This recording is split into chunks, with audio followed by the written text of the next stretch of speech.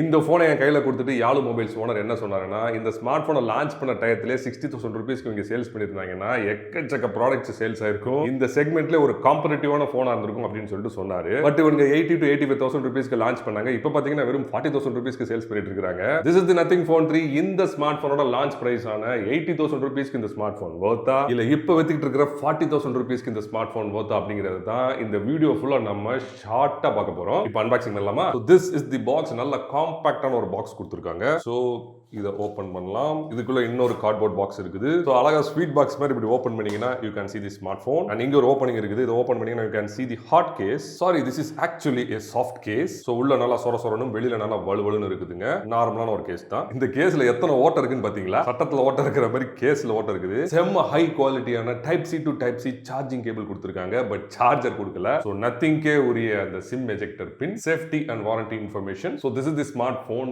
செம்ம வெயிட்டா இருக்குதுங்க. டிசைன் பார்க்க நல்லா தான் இருக்குது. பட் ஏதோ ஒரு ஏலியன் போன் மாதிரி எனக்கு ஒரு ஃபீல் கொடுக்குது. இப்போ நத்திங் போன் 3 ஓட டீடைல் ஸ்பெக்ஸை டக்குன்னு பார்த்துட்டு வந்துடலாமா? இந்த போனை ஜூலை 15, 2025 லான்ச் பண்ணிருக்காங்க. Android 15 operating system, up to 5 years OS update and 7 years security update. Snapdragon 8s Gen 4 processor with a maximum clocking frequency of 3.2 GHz and this is a 4 nanometer chip. 12GB or 16GB LPDDR5X RAM, 256GB or 512GB storage. RAM expansion supported. 6.67 inches flexible AMOLED panel. 4500 nits peak brightness, 120 Hz refreshing rate, HDR10 Plus supported, Corning Gorilla Glass 7 eye protection, 218 grams weight, Corning Gorilla Glass front and Corning Gorilla Glass back, aluminum frame, IP68 certified, 50 megapixel primary camera with aperture of f1.68, 50 megapixel ultra wide angle camera with aperture of f2.2, 50 megapixel periscopic camera with aperture of f2.68, up to 3x optical zoom supported, 50 megapixel selfie camera with aperture of f2.2, 5500 mAh massive battery, up to 65 watt fast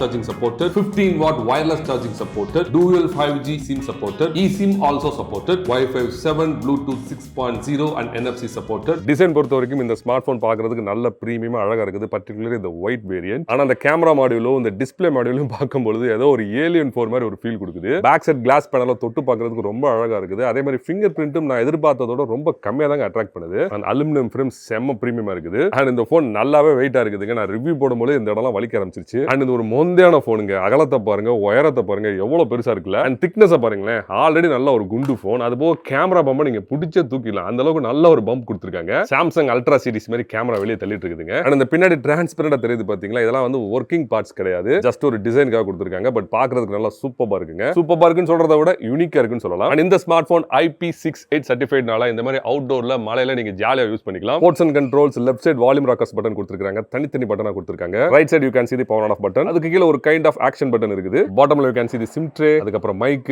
type C charging port cum audio port and you can see the speaker grill. This is a stereo speaker system. and அதுக்கு ஜோடியான ஸ்பீக்கரா மேல இருக்கக்கூடிய ஏர் பீஸை இன்னொரு ஸ்பீக்கரை act பண்ண வச்சிருக்காங்க. டாப்ல noise cancellation microphone. அதுக்கு பக்கத்துல ஸ்பீக்கர் அவுட்லெட். இது டெடிகேட்டட் ஸ்பீக்கர் கிடையாது. Coming to the batteries, around 5000 mAh battery கொடுத்திருக்காங்க. இது கூட கப்பிள் பண்ணி சார்ஜர் கொடுக்கல. நீங்க தான் வெளியே வாங்கிக்கணும். அப் டு 65 வாட் வரைக்கும் சப்போர்ட் பண்ணும். நல்ல விஷயம் என்னன்னா இது வந்து வயர்லெஸ் சார்ஜிங் சப்போர்ட் பண்ணும். வயர்லெஸ் ரிவர்ஸ் சார்ஜிங் சப்போர்ட் பண்ணும். சார்ஜிங் டைம் நான் டெஸ்ட் பண்ணி பார்த்த வரைக்கும் less than 1 hour தாங்க ஆச்சு, which is blazingly fast. But முக்கியமான விஷயம் என்னன்னா பேட்டரி பேக்கப் தான். Surprisingly very disappointing. Battery backup அந்த அளவுக்கு நல்லா இல்லைங்க. நீங்க கேம் விளையாண்டீங்கன்னா ஒரு 6 மணி நேரம் விளையாடலாம், அவ்வளவுதான். நீங்க கேஷுவல் யூசர்னா கூட நீங்க காலையில வேலைக்கு போனீங்கன்னா சாயங்காலம் வந்து கண்டிப்பா சார்ஜ் போட்டே ஆகணும். So இந்த பிரைஸ் பாயிண்ட்க்கு பேட்டரி பெர்ஃபார்மன்ஸ் கொஞ்சம் நல்லா இருந்திருக்கலாம். And coming to the performance, clocking speed of the processor, RAM and ROM எல்லாம் வச்சு பார்க்கும்போது this is absolutely gaming smartphone. எல்லா ஹை கிராபிக்ஸ் டிமாண்டிங் கேம்ஸும் இந்த ஸ்மார்ட் போன்ல சர்வ சாதாரணமா யூஸ் பண்ணிக்கலாங்க. நான் விளையாண்டு பார்த்த வரைக்கும் எந்த இடத்துலயுமே லாகோ, ஃப்ரேம் ஸ்கிப்போ, ஹிக்கப்போ எதுவுமே நான் நோட்டீஸ் பண்ணல. ஹீட்டிங்மே ரொம்ப மினிமலா தான் இருந்துச்சு. இந்த இடத்துல ஸ்லைட்டா ஒரு ஹீட் வந்துச்சு. மிச்சபடி கேமிங் பெர்ஃபார்மன்ஸ் சூப்பரா இருந்துச்சுங்க. அண்ட் மல்டி டாஸ்கிங்க்கு இந்த ஸ்மார்ட் போனை நீங்க எவ்வளவு வேணாலும் புஷ் பண்ணிக்கலாம். சர்வ சாதாரணமா ஹேண்டில் பண்ணுதுங்க. கேமரா யூஏலயுமே இந்த இருக்கு பாத்தீங்களா, இந்த 50 மெகா பிக்சல் மோட் யூஸ் பண்ணும்போது மட்டும் ஸ்லைட்டா ஹேங் ஆச்சு. மிச்சபடி எந்த இடத்துலயுமே ஹேங் நான் நோட்டீஸ் பண்ணல. ஈவன் 4K at 60 fps ல கூட பட்டர் ஸ்மூத்தா ஒர்க் பண்ணுச்சுங்க. சோ இந்த ஸ்மார்ட் போனோட performance solid. And nothing OS பத்தி உங்களுக்கே தெரியும். எந்த ஒரு ப்ளோட்வேர்ஸ்மே இருக்காது. நல்ல ஒரு க்ளீன் யூஐ உங்களுக்கு கொடுத்திருப்பாங்க.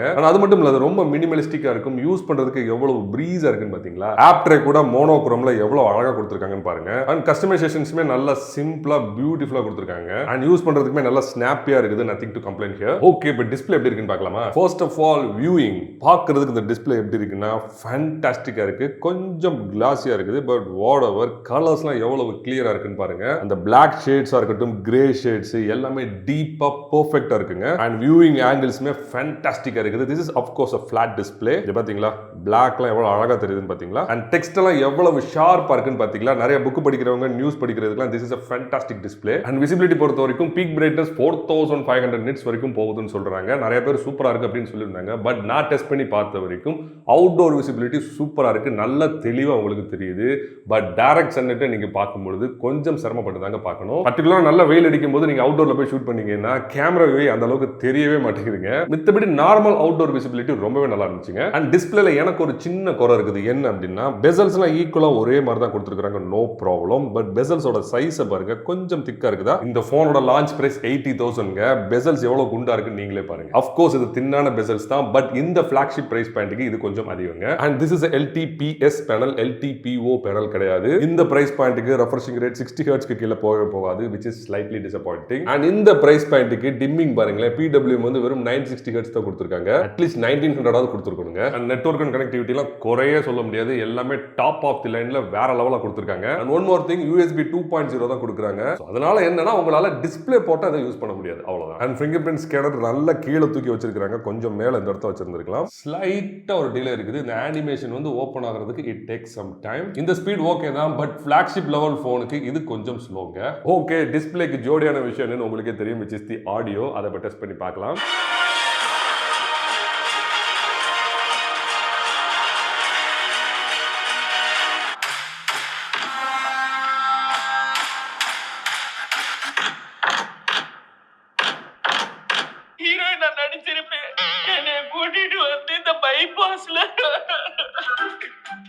ஆடியோ பத்தி சொல்றேன். அதுக்கு முன்னாடி பரிதாபங்கள் வீடியோ பாத்தீங்களா, எந்த அளவுக்கு கிளியரா இருந்துச்சு நோட்டீஸ் பண்ணீங்களா? Okay, coming to the audio, bass வந்து அந்த அளவுக்கு இல்லவே இல்லைங்க. அப்படியே ஃபிளாட்டா இருக்குது. அந்த மாதிரி பூம் பூம் சவுண்ட்ல என்னால எதுவுமே கேட்க முடியல. பட் பக்கு பக்குன்னு கேக்குது. மத்தபடி ட்ரபிள் வந்து சூப்பரா இருந்துச்சு. சின்ன சின்ன விஷயம் கூட உங்களுக்கு தெளிவா கேக்குது. பர்టిక్యులர் ஆடியோ பாத்தீங்களா, எந்த அளவுக்கு கிறிஸ்பா கேட்டுச்சுல. ஓவரால் ஆடியோ பொறுத்த வரைக்கும் மியூசிக் வந்து அந்த அளவுக்கு சினிமேட்டிக்கெல்லாம் இல்ல, பட் டயலாக்லாம் பாத்தீங்கன்னா சூப்பரா கேக்குதுங்க. ஓகே, இப்போ எனக்கு பிடிச்ச இந்த Glyph இன்டர்ஃபேஸ் பத்தி பார்க்கலாம். நீங்க செட்டிங்ஸ் போனீங்கன்னா டைரக்டாவே Glyph இன்டர்ஃபேஸ் கொடுத்திருக்காங்க. அதை கிளிக் பண்ணுங்க. சோ அதுல நீங்க ஃபர்ஸ்ட் அதோட பிரைட்னஸ் அட்ஜஸ்ட் பண்ணிக்கலாம். இந்த மாதிரி குறைச்சிக்கலாம், இல்லனா அதிகமா வச்சுக்கலாம். நல்லா இருக்குல்ல? and அதுக்கு அப்புறம் இந்த டாட் டிஸ்ப்ளேவை நீங்க ரிங்டோன் வந்தா எரிய வச்சுக்கலாம், நோட்டிபிகேஷன்ஸ்க்கு எரிய வச்சுக்கலாம், அலார்ம்க்கு எரிய வச்சுக்கலாம், ஈவன் வால்யூம் இண்டிகேட்டர் கூட நீங்க வச்சுக்கலாங்க. பட் அதெல்லாம் முக்கியம் கிடையாது. புதுசா ஒரு விஷயம் வந்திருக்கு பாத்தீங்களா, which is the Glyph toys. எனக்கு இது ரொம்ப பிடிச்சிருந்துச்சுங்க. அதுல டிஃபால்ட்டா நிறைய விஷயம் கொடுத்திருக்காங்க பாத்தீங்கன்னா, டிஜிட்டல் கிளாக் இருக்குது, பாட்டில் இருக்குது, பேட்டரி பர்சன்டேஜ் இருக்குது, டேட் அண்ட் டைம் இருக்குது. அதுபோல நீங்க இதை ஆஃப் கூட பண்ணி வச்சுக்கலாம். பட் அது இல்ல மேட்டர். இந்த மேல இருக்கிறத கிளிக் பண்ணி பாருங்களேன், you can see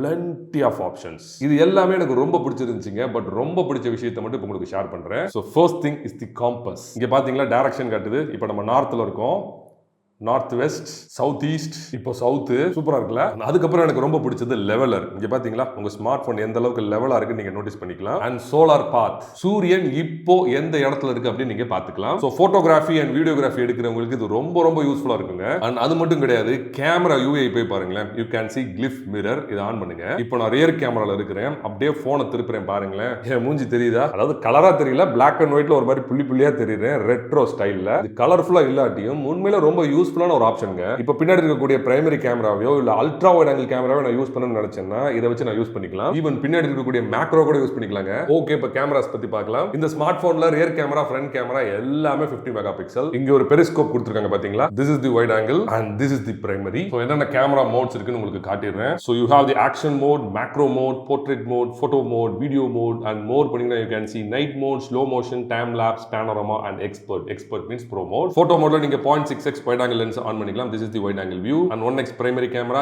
2x hybrid zoom, 3x telephoto camera. இதுவுமே optical zoom தான். and 6x hybrid zoom again and 6x ல இருந்து all the way up to 60x வரைக்கும் டிஜிட்டலா ஜூம் பண்ணி உங்களால போட்டோ எடுக்க முடியும். நீங்க 12 மெகா பிக்சல்லையும் ஷூட் பண்ணிக்கலாம், 50 மெகா பிக்சல்லையும் ஷூட் பண்ணிக்கலாம். எல்லா கேமராஸ்ல 50 மெகா பிக்சல் உங்களால ஷூட் பண்ண முடியும். and portrait modeல 0.95 ல இருந்து f16 வரைக்கும் அட்ஜஸ்ட் பண்ணி பேக்ரவுண்ட் blur பண்ணி உங்களால போட்டோ எடுக்க முடியும். and dedicated macro mode கொடுத்திருக்காங்க. telephoto lens தான் மேக்ரோக்கு யூஸ் பண்றாங்க. but sadly மேக்ரோல உங்களால போட்டோ மட்டும் எடுக்க எடுக்க முடியும், வீடியோ எடுக்க முடியாது. அண்ட் வீடியோ மோட்ல நீங்க 0.6x wide angle lens use பண்ணிக்கலாம், 1x primary camera, 3x telephoto camera and 3x ல இருந்து all the way up to 18x வரைக்கும் டிஜிட்டலா ஜூம் பண்ணி உங்களால வீடியோ ஷூட் பண்ண முடியும். And wide angle, primary and telephoto மூணுத்துலயுமே உங்களால 4K at 60 ல ரெக்கார்ட் பண்ண முடியும், which is incredible. அண்ட் அது மட்டும் கிடையாது, ஃப்ரண்ட் கேமராலயும் உங்களால 4K at 60 ல ஷூட் பண்ண முடியும். இப்போ போட்டோஸ் அண்ட் வீடியோ சாம்பிள்ஸ் பத்தி டிஸ்கஸ் பண்ணலாம். பட் அதுக்கு முன்னாடி ஒரு விஷயம் நோட்டீஸ் பண்ணி பாத்தீங்களா, என்னதான் ஆப்டிகல் இமேஜ் ஸ்டெபிலைசேஷன் கொடுத்தாலும் இந்த ஸ்மார்ட் போன்ல அல்ட்ரா ஸ்டெடி மோட் கொடுக்கல, சினிமேட்டிக் மோட் அதாவது பொக்கா வீடியோ மோடும் கொடுக்கல, மேக்ரோலயும் வீடியோ ஷூட் பண்ண முடியாது. லாங் ரேஞ்ச் போட்டோஸ் பொறுத்த வரைக்கும் wide angle camera, primary camera and telephoto எல்லாமே ரொம்ப நல்லா பெர்ஃபார்ம் பண்ணிருந்துச்சு. நீங்க ஓரளவுக்கு ஸ்லைட்டா ஜூம் பண்ணி பாத்துக்கலாம். ரேட்டிங் வைஸ் பாத்தீங்கன்னா பிரைமரி கேமரா ரொம்ப ரொம்ப நல்லா இருந்துச்சு, டெலஃபோட்டோ கேமரா கிட்டத்தட்ட பிரைமரி கேமரா லெவலுக்கு இருந்துச்சு. அண்ட் வழக்கம் போல wide angle camera is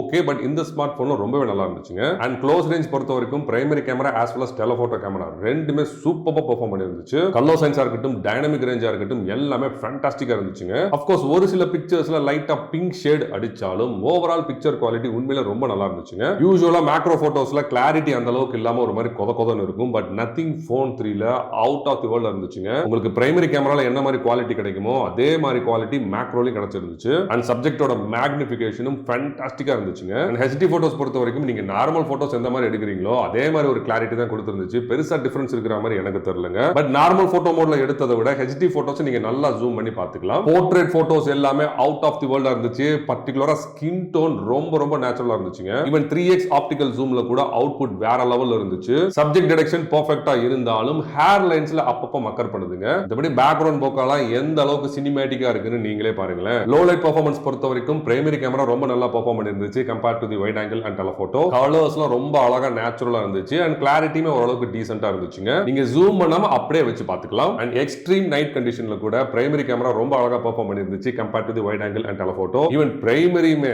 flagship லெவலுக்குலாம் பெர்ஃபார்ம் பண்ணல, பட் ஸ்டில் ஒரு டீசென்ட்டான பெர்ஃபார்மன்ஸ் கொடுத்திருந்துச்சு. 4K at 60 fps ஷூட் பண்ணப்பட்ட வீடியோ ரொம்ப நல்லா இருந்துச்சுங்க. கலர்ஸ்லாம் நேச்சுரலா நல்லா விவிடா இருக்கு பாத்தீங்களா. ஸ்லைட்டா ஷட்டர் ரோலிங் இருந்தாலும் அவுட்புட் குவாலிட்டி உண்மையில ரொம்ப நல்லா இருந்துச்சு. அண்ட் க்ளோஸ் ரேஞ்சில ஷூட் பண்ணப்பட்ட வீடியோ அவுட் ஆஃப் தி வேர்ல்டா இருந்துச்சுங்க. பிக்சர்ஸ்லாம் எவ்வளவு கிறிஸ்பா ஷார்ப்பா இருக்குன்னு பாத்தீங்களா. And again focusing quality flagship லெவலுக்கு இல்லாட்டியும் நல்லாவே வந்து ஃபோக்கஸ் பண்ணுச்சுங்க. அண்ட் சர்ப்ரைசிங்கா இந்த ஸ்மார்ட் போன்ல long range as well as close ரேஞ்சில ஷூட் பண்ணப்பட்ட ஸ்லோ மோஷன் வீடியோ சூப்பரா இருந்துச்சுங்க. ஃபுட்டேஜ் நீங்களே பாருங்க, கலர் சென்ஸ் எவ்வளவு பெர்ஃபெக்ட்டா இருக்குன்னு பாத்தீங்களா. ஓகே, எப்படி இருந்துச்சு நத்திங் ஃபோன் 3? இதோட கான்ஸ் அப்படின்னு எடுத்துக்கிட்டீங்கன்னா இது கொஞ்சம் ஹெவியான போன். இந்த கேமரா அரேஞ்ச்மெண்ட்டும் ஒரு மாதிரி வியர்டா இருக்குதுங்க. LTPS டிஸ்ப்ளே தான் கொடுத்திருக்காங்க, LTPO டிஸ்ப்ளே கொடுக்கல. இந்த பிரைஸ் பாயிண்ட்க்கு அல்ட்ரா ஸ்டடி மோட் கொடுக்கல, மேக்ரோல வீடியோ கொடுக்கல. கேம் விளையாடும்போது அந்த அளவுக்கு ஹீட் இல்ல, ஓகே. பட் 4K at 60 ல வீடியோ ஷூட் பண்ணும்போது நல்லாவே ஹீட் ஆச்சுங்க. கொஞ்ச நேரம் கேமரா யூஸ் பண்ணாலே பின்னாடி ஃபுல்லா நல்லா ஹீட் ஆக ஆரம்பிச்சிருது. அந்த ஹீட் ஆகிற டயத்துல ப்ராசஸருமே கொஞ்சம் திணற மாதிரி எனக்கு தோணுது. ஓகே, இப்போ வாட் ஆர் தி ப்ரோஸ்? நல்ல பியூட்டிஃபுல்லான யூனிக்கான ஒரு டிசைன் கொடுத்திருக்காங்க and IP68 certified and most of the time நல்ல ஸ்னாப்பியான பெர்ஃபார்மன்ஸ்ங்க and bloatware free simple OS and நல்ல விவிடான ஒரு டிஸ்ப்ளேங்க, நல்ல பேலன்ஸ்டான ஒரு ஆடியோ சிஸ்டம் அண்ட் கேமரா சிஸ்டமே ரொம்ப நல்லா இருந்துச்சுங்க. எல்லாத்துக்கும் மேல எனக்கு இந்த Glyph இன்டர்ஃபேஸ் ரொம்ப பிடிச்சிருந்துச்சுங்க. ஸோ ஓவரால் இந்த ஸ்மார்ட் போன் 80,000 ரூபீஸ்க்கு ஒர்த்து கிடையாது, பட் 40,000 ரூபீஸ்க்கு வேற லெவல் ஸ்மார்ட் போனுங்க. 40 to 45,000ல நீங்க கண்ணை முடிட்டு இந்த ஸ்மார்ட் போனை வாங்கிக்கலாம். அண்ட் இந்த ஸ்மார்ட் போன் செம்ம ஆஃபர்ல உங்களுக்கு வேணும்னு நினைச்சீங்கன்னா மறக்காம யாழு மொபைல்ஸை கான்டாக்ட் பண்ணுங்க. அண்ட் மேலும் ஒரு சூப்பரான வீடியோவோட சீக்கிரம் வந்து உங்களை சந்திக்கிறேன். Bye from Manoj.